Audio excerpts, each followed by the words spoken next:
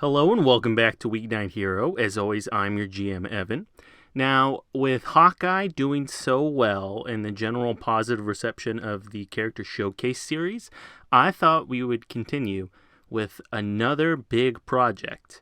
And this showcase, if we're going in the order of sort of the Marvel things that are going on right now, there really isn't a Marvel series that's coming out right now. So, I've decided to go backwards and start covering all of the MCU movies that I've missed by creating the characters. So let's start off with both the most recent one and probably the most popular, and then we'll work backwards.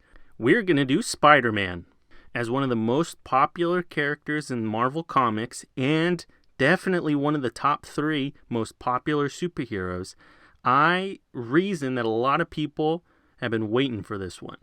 If so, the wait is over because we're going to go in depth into not just Peter Parker Spider-Man, but we're going to meet all of the Spider-Men by including 4 other spider-related heroes and discussing the similarities and differences between them. Now let's get into the power level of the series. So I thought that No Way Home was a spectacular movie. It definitely had a lot of heart and a lot of character, and it was really full of those small MCU scenes that I've been talking about with all of these Marvel Disney Plus series that really go to show the heart of the character and why we like them. This one's going to be an amalgam of One Moment in Time, Into the Spider-Verse, and its sequel series, which means we are going to be getting 5 Spider-Men.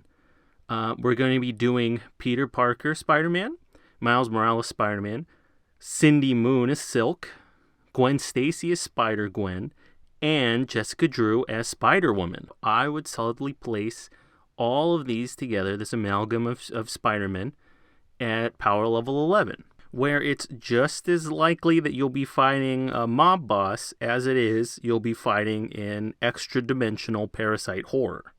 So let's start with one of the most popular superheroes and the most recognized iteration of Spider-Man, Peter Parker. And through him, we're going to take a look at the most common traits and powers of every spider totem. So the first thing you might notice about Spider-Man is that his abilities are highly trained and highly superhuman. It's often forgotten in the fact that Spider-Man does need to pull his punches in order to not kill people. So it's reflected in his strength stat and the fact that he is highly superhuman, and that's more than enough to incapacitate your regular person. That's a DC 23 toughness save, even on his unarmed attack, which kind of shows in the comics where he's able to knock people out relatively easy. And it's also why most of his supervillains have some level of superhuman strength or durability. When he really needs to go all out, you start to notice that he can do some serious damage. One might also notice that his stamina is relatively low. That's because he's more of an agile fighter. While he's able to take a punch relatively well, a majority of the time, the punch isn't going to land because of his very high defenses. And that's also backed up in his toughness save by the defensive roll, which is all part of his Way of the Spider kind of style, where he's dexterously moving around his opponents. And that's also reflected in his high agility score. Now that plays a huge role in his dodge save and in his acrobatics, which are 2 of the most important things to the Spider-Man character. He's almost never just walking on the ground. He's doing something in the air. So that agility score reflects that. And his fighting score reflects that he is a great practitioner of multiple forms of combat. Now, I've noticed with a lot of people, they've been asking about fighting and exactly what it means and why it's so low for certain characters. Now, fighting reflects your knowledge of multiple types of combat. And mechanically, it should only really be used if your character is going to use multiple weapons or multiple different fighting styles, because it gives you a bonus to parry and to your close combat skills. So if you're somebody like Peter Parker, where you're mostly fighting with either improvised weapons or your fists, your fighting score doesn't need to be very high, but it's reflective of his level of, advanced combat training. And now when we move into saves, you'll notice, obviously, his active defenses are incredibly high. They are reflective of most martial artist type characters, or they might be just a little bit higher than your typical unarmed fighters. Obviously, it's because Spider-Man is known for his agility. His saves are definitely maxed out for where they need to be dealing with the threats that he's dealing with. Alongside that, his initiative is very high, combined with that spider sense. He's often acting first. Spider-Man should always be reacting and always be dodging attacks with, flips and somersaults into the air. And all of that's very well reflected in his active defenses. Now, when you're looking at his passives, they are honestly pretty good. His toughness is bolstered by his defensive role, which is reflected in his ability to, just dodge out of the way of attacks, or where they just miss him, so he's able to take a little bit more and resist more damage than he normally could. And also his fortitude's pretty good. Will save is just because he doesn't often run into mystic threats, and if he does, he is empowered in some way. Now, with his archetype as a typical crime fighter, his skills are where he really shines. Naturally, he has one of the best acrobatic skill scores that you can see in the Marvel Universe, and it goes without saying. I mean, you can't vault and fly off of buildings and land on poles or lights with ease without that high acrobatic score, and alongside that, his athletics is incredibly good. Other big thing to note is that deception score, because as much as he likes to banter, there is a mechanical use for it in the game. Trick and feint are powerful abilities, and he's often my example that I use for people when we're looking at using deception to feint or trick people.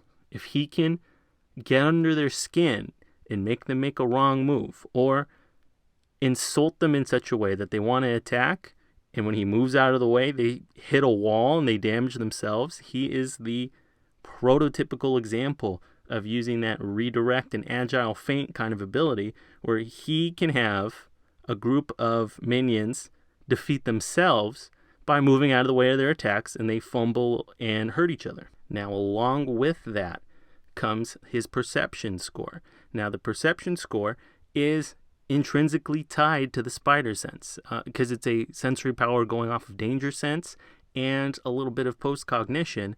He needs that perception score in order to understand his senses well enough to appropriately react with the spider sense. So with that perception of 13, he's able to always get the baseline level and always have himself not be surprised in combat, which means he's not left vulnerable, which is true to form. You can't really sneak up on Spider-Man except for certain situations. And with that post-cognition, combined with the spider sense's ability to sense danger, he's able to always at least understand, who is in danger and who isn't. Last thing to note is that technology score. What would Spider-Man be without his science and technology background? He built his own web shooters, and this is most often used with that inventor advantage to create and modify his web shooters or create new technology in order to combat a threat. When he fights Venom, he doesn't need to be able to make sonic shooters or electro shooters, and so he's able to modify that on the fly in order to deal with a threat he normally wouldn't be able to combat. Next up are those advantages, and like always, I'm going to split them up mostly into those Way of the Spider martial arts training fighting talents, which agile, feint, and redirect are always a must. Improved initiative is what gives him that high initiative score.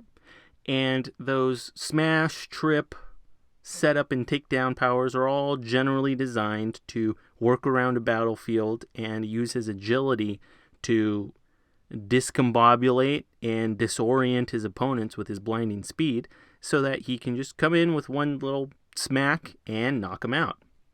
That equipment and inventor advantage both represent his, technological skill, and that equipment advantage is where his web shooters come from and the different modes they can be in. So both of those represent his more science-oriented side and allow him to create more gadgets than he would have normally.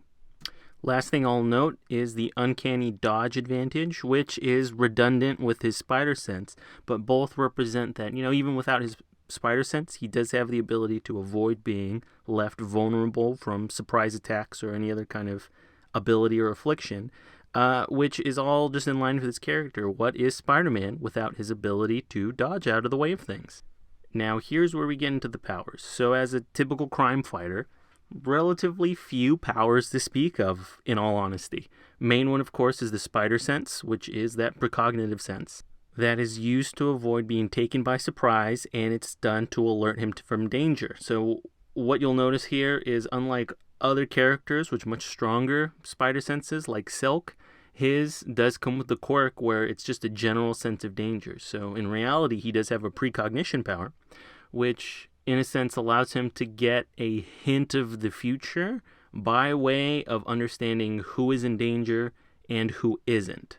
Now, if we're looking for something a little bit closer to precognition, we're going to look at Silk's Silk Sense. And alongside those come the general standard Spider-Man skills. So he does have his high agility, which improves his speed, which is something that doesn't often get noticed when you're creating Spider-Man type characters. But his ability to move around the environment is key to his character. And you'll notice from the leaping and agility powers, they all allow him to maneuver and move throughout his environment far more than the other characters can. Spider-Man should be traversing the environment as if it's nothing, and that's what's reflected in the character. Finally, you have his healing factor, which doesn't often get noticed. It's just a simple ability that allows him to recover at a much faster rate than your average person, and really allows him to stay in brawls with stronger characters. Last thing to note is the other part of Spider-Man's repertoire that is most well known are his web shooters. So what we're doing with these guys are they're a ranged affliction that's based off of strength. So for characters that definitely lack strength, these web shooters are an absolute advantage because they're able to essentially take them out of combat with relative ease. They get that third degree of failure, they're incapacitated, and even at second degree, they're left immobile. So what typically happens is Spider-Man will hold someone down with the webs and then land a finishing blow in order to knock them out. And I would consider this one of his more bread and butter kind of basic techniques where you're going to be holding someone down, knocking them out, and that strength resistance is very key. When Spider-Man's dealing with a character that outmatches him in some way, it's typically through strength. When he's dealing with somebody much stronger than him, he's mostly just darting and dancing around in order to avoid being hit. And that's reflected in the web shooters in the fact that anyone he hits that has super strength can just tear them right off and overcome their tensile strength, which means that he needs to do more in order to defeat them. This is also reflected in the different modes. We do have that web barrage, which is that standard Spider-Man move where he hits people multiple times with his webs, which is also backed up by the unreliable advantage, purely because, in truth, using multiple webs to hold somebody down is much stronger than using one. However, you're using 10 or 20 webs at a time, which means that he's burning through the web fluid much faster. And finally, with that recoil strand, he's able to move objects at a distance, and combined with that throwing mastery, he's able to take any kind of innocuous object and turn it into a weapon. And that's very reflective of his Street Fighter kind of background, where he creatively makes use of his environment in order to defeat an opponent. So, your typical scenario here is that Spider-Man will find an opponent. If they try to sneak up on him, he's going to be immediately alerted to them with his spider sense. And then he's going to kind of juggle around the battlefield with either takedown to knock down any kind of minions, or making use of those web shooters to incapacitate weaker characters. So he's going to knock out as many as possible with quick combos. And should they be any stronger than your average character, he can start to make use of those throwing mastery or improvised weapons. He can pick up a mailbox and fling it at somebody. He can knock down a light pole in order to strengthen his attack. And so all of these things are done in a way to improve his just general street fighting skills. So if those don't work, he can switch to his inventor skills and create a weapon in order to defeat an opponent. And that kind of encapsulates Spider-Man's character, where he's very simple but incredibly effective at what he does, which makes him very easy to play and very easy to understand. It's not like a Doctor Strange where you have multiple alternate effects. For the most part, you're going to be playing a beat-em-up kind of game, and should they have any kind of special powers, you're switching to special tactics. But you know what? This video is getting kind of long.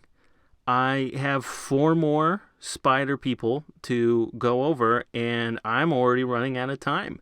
So this might be a video that I gotta split into 2 videos. We've started with the basics of every spider totem and their general playstyle.